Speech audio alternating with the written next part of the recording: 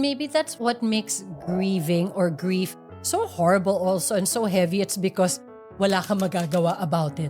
Parang it's so beyond your control pala. I guess one recent one, aside from, of course, my dad who passed away 2 years ago, yung pet namin na si Vanilla. So we have this beautiful white cat.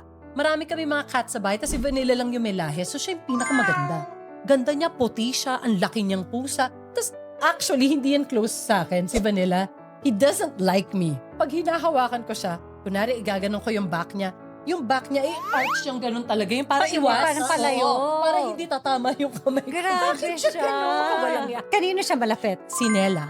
So nung time na, nakikita na namin may sakit na si Vanilla. So unti-unti na, lumalaki yung ganito niya eh. Alam ni Paolo pero hindi niya sinasabi sa amin na feeling niya may cancer si Vanilla.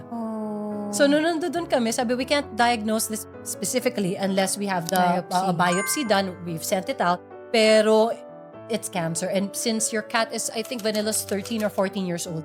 So hindi na rin niya masusurvive yung chemo if ever. So ganun na lang, quality of life, ibigay lahat ng gustong kainin. And then if you're ready, and if you want to, meron yung euthanasia na kung gusto nyo. Kasi talagang hirap siya. He's woozy, can barely eat. Yung kawawa talaga. So nung time na yon, after nun, syempre, in-injection na siya ng kung ano-anong mga boosters, medyo gumanda yung pakiramdam.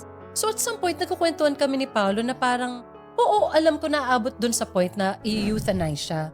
Pero sabi ko, ang lakas niya ngayon kumakain siya Sabi ko, I know that yan na magiging end natin. Pero ngayon na ba natin dedesisyonan? Mukhang okay siya. Tapos si Nella, the one who's closest to Vanilla, alam mo ginawa, di binabrush si Vanilla, marami mga buhok-buhok yun kasi mga mahaba ang buhok. Kinuha yung mga buhok ni Vanilla, gumupit ng buhok niya. Tapos gumawa siya ng drawing ng batang babae at may kasamang pusa. Tapos nilagit-dikit niya. Pinrame niya at katabi ng bed niya.